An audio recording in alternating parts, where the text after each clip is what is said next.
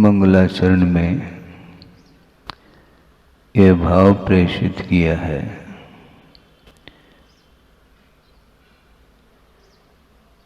सर्व मंगल मांगल्यम और सर्व कल्याण कारकम प्रधानम सर्वधर्माणाम, ऐसा कहा। जैनम जयतु शासनम, जिनेन्द्र भगवान का जो शासन है वह जयशील है, ऐसा भाव व्यक्त किया है, जो कि वह समस्त धर्मों में वह प्रधानभूत धर्म माना जाता है। और इस जैन शासन को छोड़ करके अन्य जितने भी धारणाएं हैं, जो धर्म के रूप में धारणा बनती है, वह सारे सारे धर्म के कोटि में नहीं आती।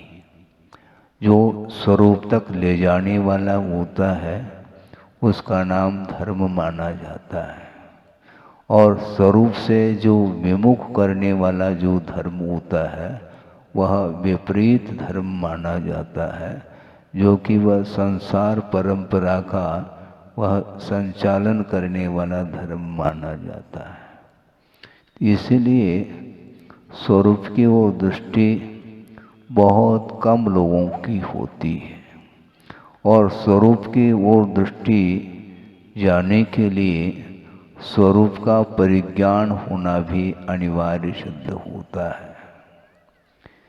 एक मोह का ऐसा जबरदस्त प्रभाव है कि चाहते हुए भी उस ओर दृष्टि नहीं जा पाती। ये व्यवधान उपस्थित करने वाला मोह माना जाता है। और मोह महामद पियो अनादि, अब बोलते चले जा रहे हैं, पाठ करते चले जा रहे हैं। पाठ करने का निषेध नहीं है, किंतु पाठ करते करते वो आगे का पीछे का सपाट नहीं होना चाहिए। निरंतर आप पाठ करें और स्वरूप की वो दृष्टि स्वयं की जा रही है क्या नहीं जा रही है, कितने प्रतिशत में दृष्टि स्वरूप की ओर जा रही है, इसका एहसास भी होना चाहिए, महसूस भी होना चाहिए। यदि संवेदन में बात नहीं आती है तो उसके लिए ये उपदेश किसी भी काम का नहीं रहता। हाँ, आनंद जो उत्पन्न होता है वह स्वरूप के परिज्ञान में होता है, और स्वरूप के परिज्ञान से जो विमुख कर देता है वो कौन सा ज्ञान है? वह ज्ञान नहीं, वह अज्ञान माना जाता है। और अज्ञान का अर्थ ज्ञान का अभाव, सो अज्ञान ऐसा नहीं लेना। हाँ, उस ज्ञान के माध्यम से जो कार्य संपादित होना चाहिए वह यदि नहीं हो रहा है तो उसी का नाम अज्ञान कहा है। विपरीत ज्ञान को ही अज्ञान की कोटि में रखा है। ज्ञान का अत्यंता भाव मान लिया जाए तो जड़ हो जाएगा। जड़ तो हो नहीं सकता। चेतन कभी भी अपने स्वरूप का परित्याग नहीं कर सकता, चाहे वह निगोदिया जीव हो, चाहे वह अन्य किसी भी गति का जीव हो। ज्ञान का अभाव संभव नहीं। ज्ञान जगन्य परिणमन कर रहा है। अक्षर के अनंतवा भाग प्रमाण उसका ज्ञान है, जिसको आगमकारों ने नित्य उद्घाटित कहा। क्यों? उसके ऊपर यदि आवरण आ जाएगा तो वह चेतन गुण का अथवा ज्ञान का ही अभाव सिद्ध हो जाएगा, किंतु अभाव संभव नहीं। आपने दीपक जलाया है, किंतु इतना मद्दा कर दिया कि बिल्कुल वह बुझने को है, लेकिन अभी बुझा नहीं है। टिमटिमा रहा है, अभी बुझा नहीं वो। और तत्काल यदि उसके लिए तेल आदि मिल जाए तो पुनः उद्दीप्त हो जाता है। उसी प्रकार ये ज्ञान की स्थिति है। इसी प्रकार मोह की स्थिति भी बनती है। 10वें गुणस्थान में मोह का जो उदय है, चारित्र मोहनी संज्वलन जो लोभ बोलते हैं, वह बहुत सूक्ष्म है, वह टिमटिमा रहा है। लेकिन जैसे ही उसके नीचे आ जाए गुणस्थान में, वह और तीव्रता को प्राप्त होता है। सूक्ष्म ही बादर होता है और बादर ही सूक्ष्म होता है। ये परिणाम इस ढंग से चलता रहता है। पुरुषार्थ करने के फलस्वरूप वह आगे बढ़ जाता है, किंतु पुनः गाड़ी रिवर्स होती है तो पूर्व स्थिति पर वह आ जाता है। प्रमोशन होना चाहिए, डिमोशन नहीं। उपशम श्रेणी पर जो आरूढ़ हो रहा है, निश्चित रूप से अंतर्मुहूर्त के लिए उसने मोह का उपशमन किया था, इसलिए गाड़ी रिवर्स होती है और वह नीचे तक आ सकता है। इसलिए असावधानी के कारण मन की चंचलता, उपयोग की व्यग्रता के कारण ही उसकी इस प्रकार की परिणति बनती है। तो इसीलिए अपने को बहुत सावधानी के साथ प्रवृत्ति करना चाहिए। गृहस्थ की दृष्टि इस प्रकार सूक्ष्म दृष्टि नहीं जा पाती है। हाँ, प्रमाद का अर्थ ही असावधान कहा, और असावधानी के कारण ही दुर्घटनाएं घटती हैं। सावधानी रखेंगे तो व्यवस्थित गाड़ी चल रही है। स्पीड ले ली गाड़ी ने, लेकिन सावधानी है तो व्यवस्थित ढंग से वह अपने गंतव्य तक पहुंच जाता है। उसी प्रकार सब कुछ परिग्रह का विमोचन करने के बाद भी पुनः वापिस वह पुनरावृत्ति इसलिए होती है, बहिरंग परिग्रहों का परित्याग किया है। अब अंतरंग जो परिग्रह है कषाय आदि का, उसके क्षय के लिए ही बाहरी परिग्रहों का विमोचन किया जाता है। और करने के बाद भी पुनः वापिस अंतरंग परिग्रह का विमोचन यदि मान लो अपनी भूमिका के अनुरूप नहीं कर पाता है, तो वह बहिरंग परिग्रह का त्याग मात्र ऊपर ऊपर माना जाता है। बहुत कठिनाई है इसमें। इसलिए कुंद स्वामी ने अभव्य को प्रसंग बना करके दिया है। उन्होंने ये दिया है, सदहदि पत्तेदि रोचेदि पुनोवि फासेदि धम्मम किंतु भोग निमित्तम नदु कम्मखई निमित्तम, ऐसा कहा। वह अभव्य भी इस धर्म की आराधना करता है, इस जनलिंग को अंगीकार करता है, किंतु उसका जो एम है, जो लक्ष्य है, वह कर्म क्षय करने का नहीं रहता, किंतु भोगों की उपलब्धि के लिए करता है। और यहाँ तक करता है कि वह उसको घानी में भी पेल दो तो भी उफ नहीं करता, फिर भी गुणस्थान का विकास नहीं। समस्या यहाँ पर ये है। ये सब कुछ क्यों किया जा रहा है, किमर्थम, किस लिए कर रहा है? वो केवल उच्च क्वालिटी की संपदा, भोग्य सामग्री को एक टारगेट बनाया है, उसका यही गेट है। टारगेट, उसका लक्ष्य बन चुका है और वहां तक वह पहुंच जाता है। किंतु आचार्य कहते हैं निदान के माध्यम से संचित जो पुण्य होता है वह कभी भी कर्म निर्णय के लिए कारण नहीं बन सकता, बल्कि सम्यक की विराधना के लिए कारण बनता है वह निदान। इसलिए कभी भी भोग की सामग्री की अपेक्षा अथवा इच्छा को लेकर के हमें धर्म की उपासना नहीं करनी है। धर्म की उपासना प्रभु बनने के उद्देश्य को लेकर के करो।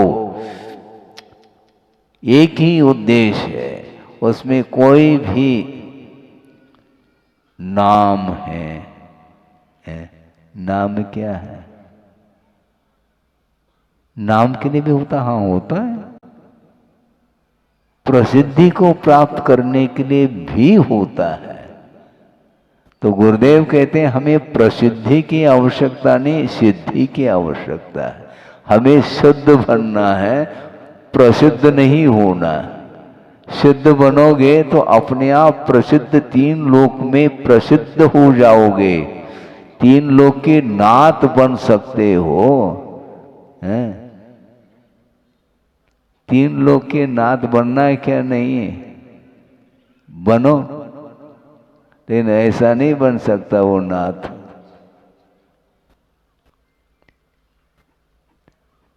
तीन लोक का नाथ बनने के उद्देश्य से नहीं, नाथ अपने आप वह बनता है।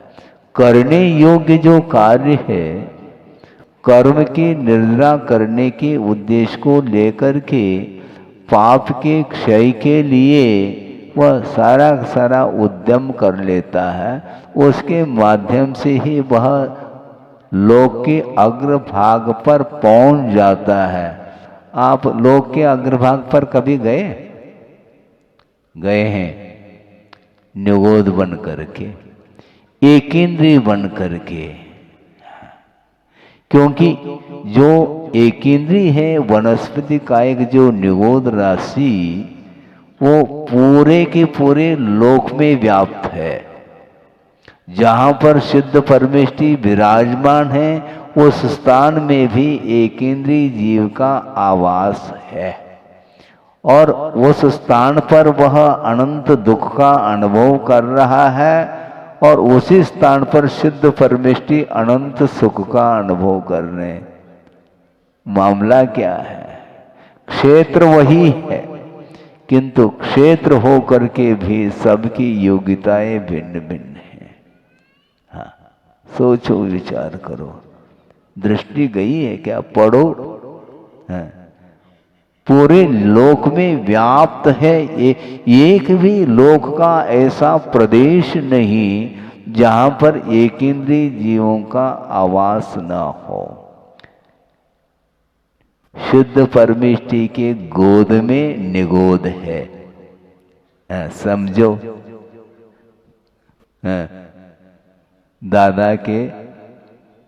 दादाजी के गोद में नाती है।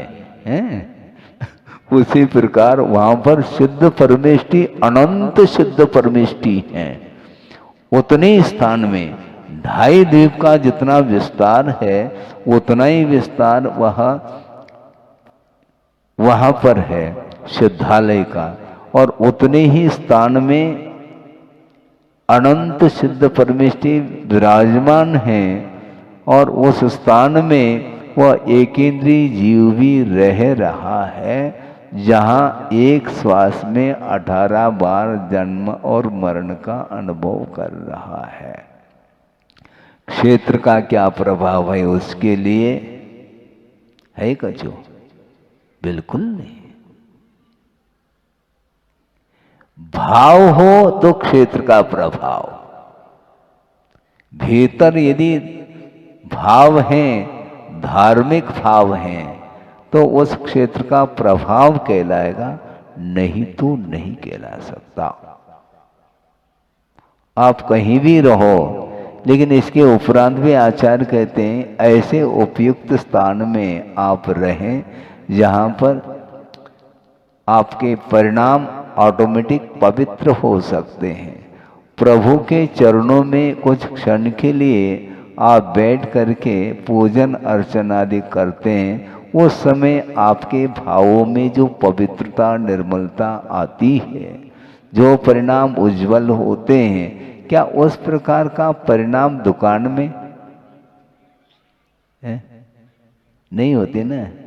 तो उसमें ज्यादा क्यों समय देते हैं आप? 15 मिनट तो पूजन के लिए और बाकी 24 घंटा वहां पर क्यों है? तो इतने दीर्घ काल तक आप उस वातावरण में रहते हो जहां पर वो सारे सारे पूजन के परिणाम तत्काल डिलीट हो जाते हैं। हाँ,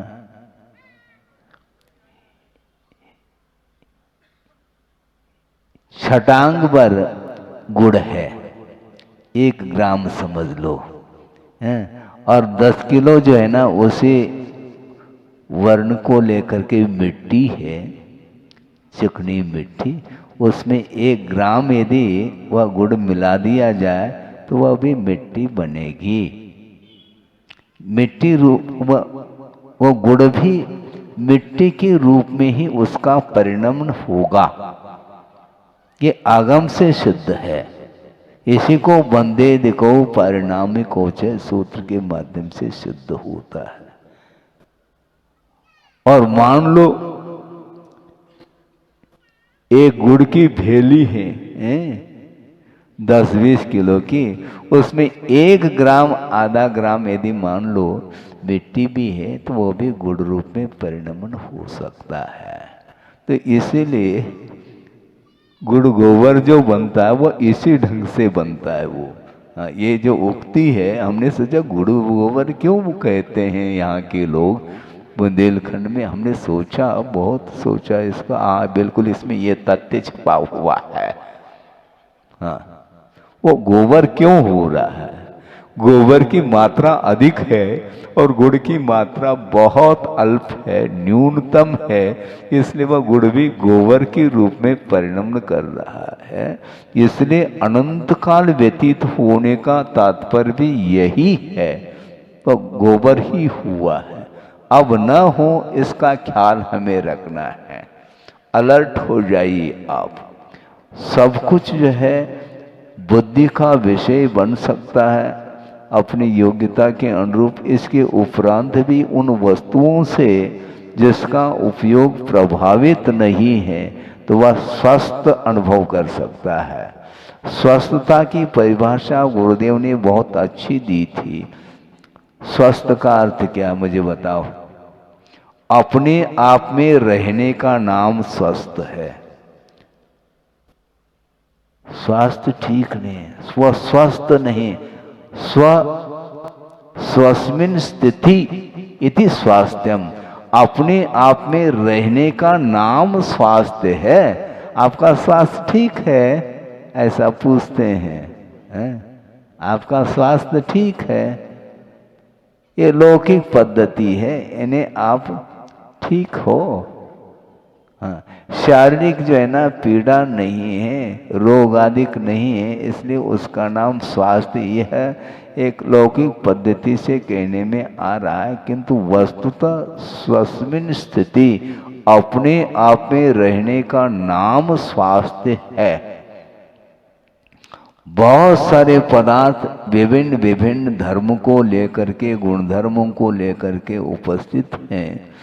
वह केवल ज्ञान का, मात्र ज्ञान का विषय बन जाए तो हमें कोई भी हानि नहीं, स्खलन संभव नहीं, किंतु उसको ग्रहण करने का जो ही भाव भीतर आता है तो वह मोह का परिणाम माना जाता है। आप कहो अथवा न कहो, ग्रहण करने का भाव मन में भी आया है तो मन के द्वारा वह वस्तु ग्रहित हो चुकी है। आप ग्रहण करो अथवा न करो, ग्रहण लग चुका है। अंधेरा आएगा वो। हाँ, सूर्य ग्रहण, चंद्र ग्रहण, ये क्या है? ये है? खग्रास बोलते हैं, पूरा का पूरा वह ग्रहण लग जाता है तो दिन में भी वह अंधकार महसूस होता है। उसी प्रकार ये मोह का जो ग्रहण लग जाता है तो वस्तु का स्वरूप ओझल हो जाता है। वस्तु का क्या स्वभाव स्वरूप है उस ओर दृष्टि जा ही नहीं सकती। इसलिए श्रद्धान जब हो जाता है तो वह श्रद्धान को प्रभावित करने वाले अथवा श्रद्धान को नष्ट करने वाले जो प्रकृति हैं उनका क्षय क्षोभम उपशम आदि हो जाता है तो वह श्रद्धान प्रकट हो जाता है। और श्रद्धान होने के उपरांत अब अमल करने की बात है। अमल तभी करेगा हाँ, उसके ऊपर से मल हट जाए तब अमल करता है वो है। विश्वास पहला होना चाहिए। प्रभु के प्रति भी विश्वास नहीं, गुरु के प्रति भी विश्वास नहीं, तो क्या करना चाहता है वो व्यक्ति? वो जीव करना क्या चाहता है? उसका लक्ष्य क्या है? एक व्यक्ति आए गुरुदेव के सामने, महाराज हमें दिशा बोध दो। तो गुरुदेव ने कहा मैं दिशा बोध दे सकता हूँ, किंतु लक्ष्य तो कम से कम निर्धारित करो। सुन रहे हैं आप? गौर से सुनो। लक्ष्य पहला निर्धारित करो, फिर बाद में दिशा देंगे हम। ऐसा थोड़ी। लाइन कौन सा है ये तो बताओ कम से कम। आप मोक्ष मार्ग की ओर बढ़ना चाहते हैं क्या संसार मार्ग की ओर बढ़ना चाहते हैं? संसार मार्ग की ओर बढ़ना चाहते हैं तो ओम शांति। हम थोड़ी आपको संसार में प्रवेश कराएंगे। दिशा बोध क्या है? हमारे पास आई व्यक्ति, महाराज दिशा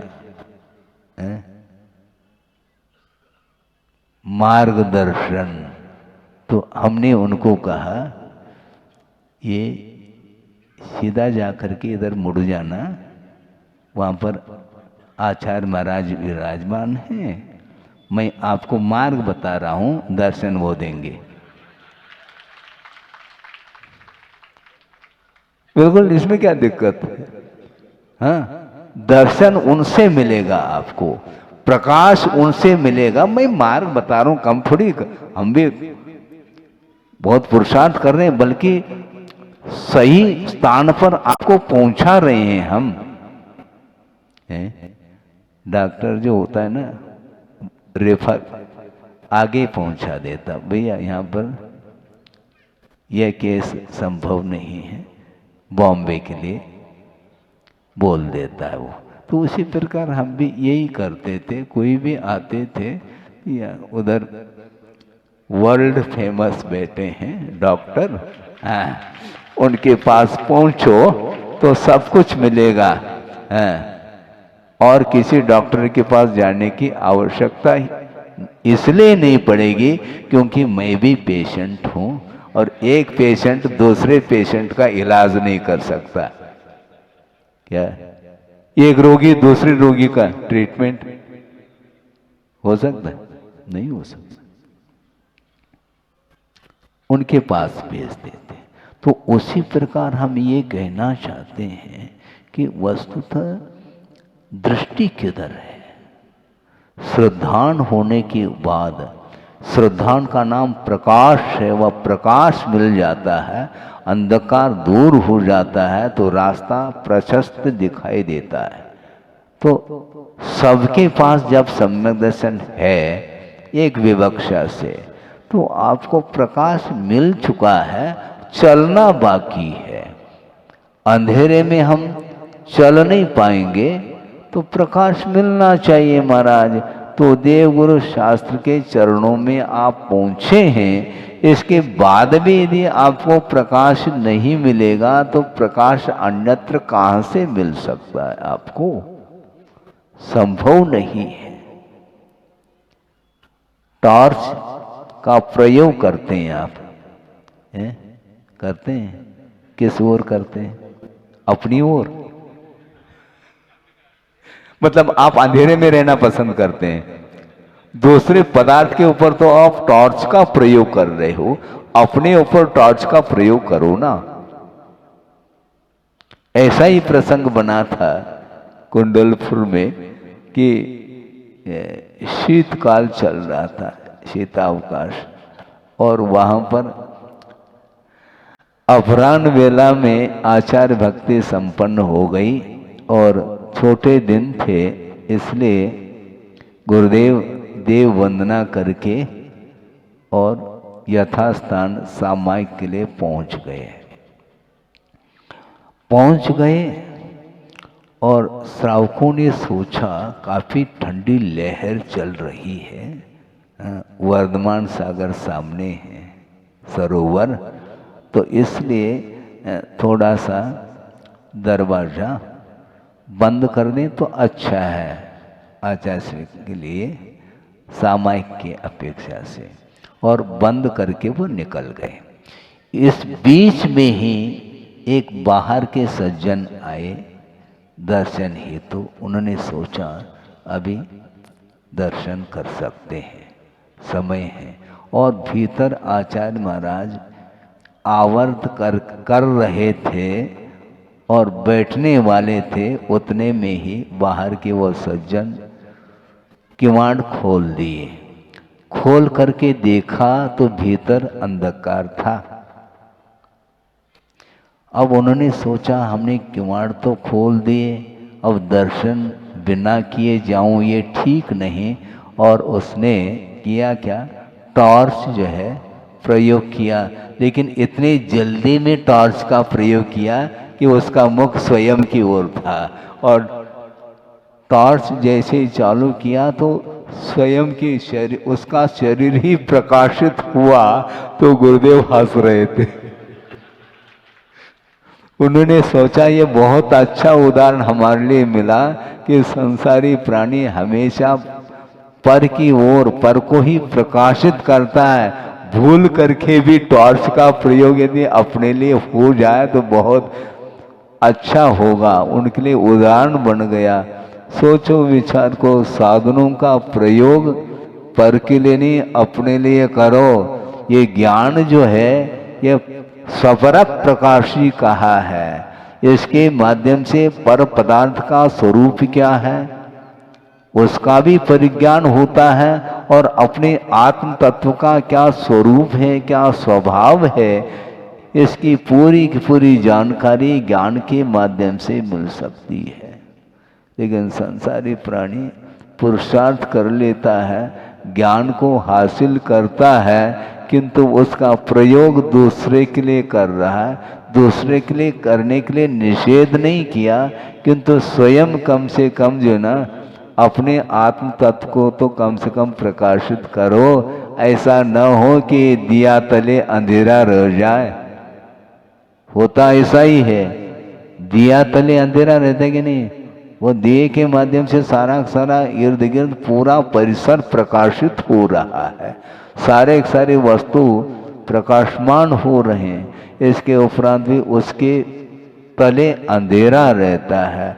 उसी प्रकार जो जिनलिंग को धारण करने वाला जो अभव्य होता है वह दिया तले अंधेरा, हाँ, उसके पास पर्याप्त मात्रा में ज्ञान है, उसके माध्यम से उस अभव्य के उपदेश सुन करके भव्य जीवों का कल्याण हुआ है। अनंत जीव अपने सिद्धार्थ को उपलब्ध कर लिए हैं अभव्य के उपदेश के माध्यम से। उपदेश देने वाला अभव्य है, किंतु उसका जो उपदेश है वह आगम के अनुरूप उपदेश देने से सामने वालों का कल्याण हो रहा है। तो उसके माध्यम से इतना लाभ तो हुआ कि पर का कल्याण तो हुआ, किंतु स्व कल्याण नहीं हो पा रहा है। इसी को बोलते हैं दिया तले अंधेरा। हमें सोचे इस दिया तले अंधेरे का क्या मायना क्या है, इस ढंग से ये मायना सिद्ध होता है।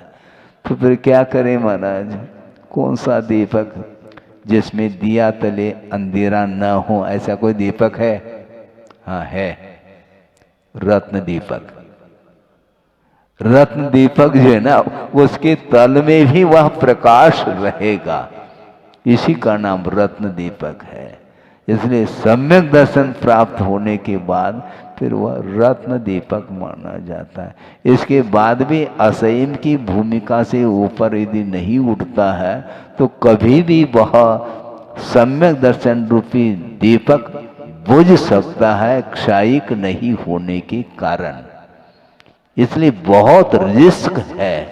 वर्तमान में क्षायिक सम्यक्त्व है ही नहीं, कभी भी किसी भी पल में वह सम्यक्त्व समाप्त हो सकता है विषयों के संपर्क के कारण। इसलिए विषयों से हमेशा बचते रहिएगा। हम क्या करें महाराज, दीपक न बुझे तो कम से कम हाथ का ओट देते हैं ताकि हवा के कारण दीपक बुझ न जाए। और रत्न दीपक है तो वह बुझेगा नहीं। तो मोह की जो हवा, तूफान, उसमें सम्यक दर्शन रूपी दीपक बुझ जाता है क्षायिक नहीं होने के कारण। और रत्न दीपक के समान वह क्षायिक सम्यक्त वह कभी बुझ नहीं सकता है। महाराज हमें भी चाने खरीदने की वस्तु है क्या? चाहिए कहने से थोड़ी मिलने वाली वस्तु, क्योंकि वह निजी वस्तु है। अपनी स्वयं की जो परिणाम है वही सम्यक दर्शन है। और उसके अभाव में मिथ्या दर्शन का उदय होता है तो पूरा का पूरा चारों ओर वह अंधकार छा जाता है। इसलिए मोह को कम करने का प्रयत्न आगम के माध्यम से, भिन्न भिन्न प्रसंगों के माध्यम से उसी विषय को हम रिपीट करना चाहते हैं। क्योंकि जो डिलीट हो रहा है जल्दी, इसलिए उसको बार बार रिपीट करने से, बार बार अध्ययन स्वाध्याय अधिक करने से वस्तु का स्वरूप क्या है ये ज्ञात हो जाता है। अब बिल्कुल शांति के साथ अब सोचो, कम से कम कितने 35-40 मिनट हो गए हैं प्रवचन चालू करके, लेकिन लगता नहीं कि 40 मिनट आपके निकल गए हैं। अच्छा लग रहा है तो ऐसे करते रहो। हम चले भी जाएं, सुनो तो यही तो समस्या है वर्तमान। ये जो ये खड़ा कर दिया ना, इसमें क्या है, ये प्रवचन ही तो कैच कर रहा है, वो कैचिंग पावर है। एक अक्षर को भी वो नहीं छोड़ता, एक शब्द को भी नहीं छोड़ता। तो ये काय के लिए आप भर रहे हैं? एक एसिड जो भरा जा रहा है, इसका उपयोग कर लो, बात तो वही है। क्या क्या प्रत्यक्ष और परोक्ष, यही तो समस्या है।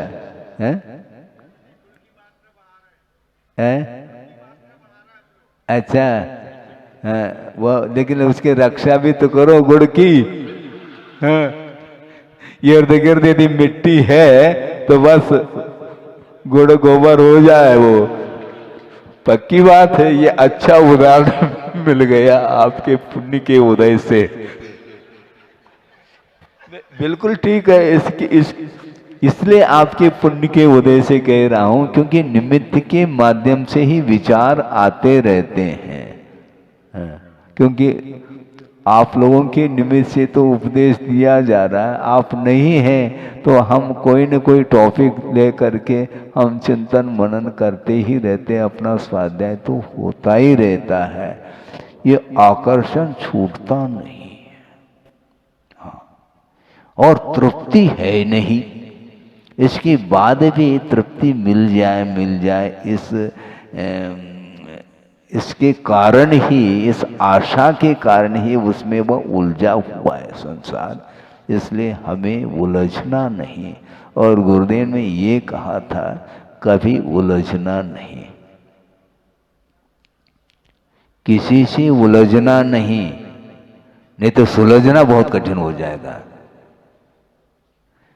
उन्होंने यहाँ तक कहा था कि हम विश्व कल्याण की भावना रख सकते हैं, विश्व के पीछे नहीं पड़ सकते।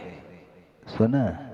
हाँ, हम आपके कल्याण की भावना रख सकते हैं, आपके पीछे पड़ेंगे तो आपके मन में विचार आ सकता है कि महाराज आप हमारे पीछे क्यों पड़े, और कोई नहीं है क्या आपके लिए, हम ही तो ऐसा होता है, हमारे पीछे क्यों पड़े आप। इसलिए ये नहीं करना, भावना रखो विश्व का कल्याण हो, इसको भी सद्बुद्धि मिले, मार्ग मिले, इसको भी सुख प्राप्त हो, आत्मिक सुख प्राप्त हो, आदि आदि भावना की जा सकती है। किंतु उसके पीछे पड़ने से कल्याण नहीं होने वाला है। किंतु स्वयं के लिए उनका ये कहना है, स्वयं हम अपनी आत्म कल्याण करने की भावना भी कर सकते हैं और अपने पीछे भी पड़ सकते हैं, अर्थात निरंतर पुरुषार्थ करके उसको वह प्राप्त करता है। इसलिए दूसरे के कल्याण के लिए यथाशक्ति ही हम बोध आदि दे सकते हैं। वह स्वयं यदि पुरुषार्थशील होता है तो उस ज्ञान का वह सदुपयोग कर सकता है, नहीं है तो ज्ञान का जो दुरुपयोग अतीत में हुआ है वो भयानक वह दुरुपयोग हुआ है, इसलिए उसको मार्ग नहीं मिल पा रहा है। और मार्ग मिलने के उपरांत यदि मान लो उसका सही सही उपयोग करते हैं स्वयं के लिए भी और दूसरे के लिए भी, तो कल्याण हो सकता है। स्वपर कल्याण की भावना रखते हुए निरंतर यदि वह आत्म पुरुषार्थ करता है और अपने आप को परमात्मा के रूप में परिवर्तित करने के लिए निरंतर वह कटिबद्ध होता है, तो निश्चित रूप से प्रभु बनने के लिए फिर देर नहीं लग सकती है। शक्ति तो विद्यमान है, प्रत्येक जीव में प्रभुत्व शक्ति विद्यमान है, किंतु वह पुरुषार्थ नहीं करने के फलस्वरूप वह प्रबुद्ध नहीं हो पा रहा है। शक्ति तो है, शक्ति है तभी प्रयास किया जाता है, किंतु अभव्य में उद्घाटित करने की क्षमता है ही नहीं। भवितुम योग्य भव्य ऐसा का जो होने की योग्यता रखता है, क्या मोक्ष प्राप्त करने की योग्यता अथवा रत्नत्रय को अभिव्यक्त करने की जो योग्यता जिसके अंदर है उसको भव्य घोषित किया, और जिसके अंदर नहीं है वह अभव्य की कोटि में आता है, किंतु अभव्य की पहचान नहीं हो सकती है। अभव्य कौन भव्य कौन, ये दिव्य ज्ञान का विषय केवल ज्ञानी जान सकते हैं कि कौन भव्य और कौन अभव्य। ये मनपर ज्ञान अवधि ज्ञान का भी विषय नहीं बन सकता, तो मति ज्ञान शुद्ध ज्ञान का विषय तो बनेगा नहीं। इसलिए हम इतना ही कहना चाहते हैं, जो भी आप अपने पुण्य के उदय में जो साधन सामग्री उपलब्ध है मोक्ष मार्ग संबंधी, उसका यथोचित उपयोग करते हुए अपनी भूमिका के अनुरूप अथवा अपने सामर्थ्य के अनुरूप उसका सदुपयोग करते हैं, तो निश्चित रूप से बहुत बड़ी प्रभावना हो सकती है। हो इस पवित्र भावना के साथ अहिंसा परमो धर्म की जय।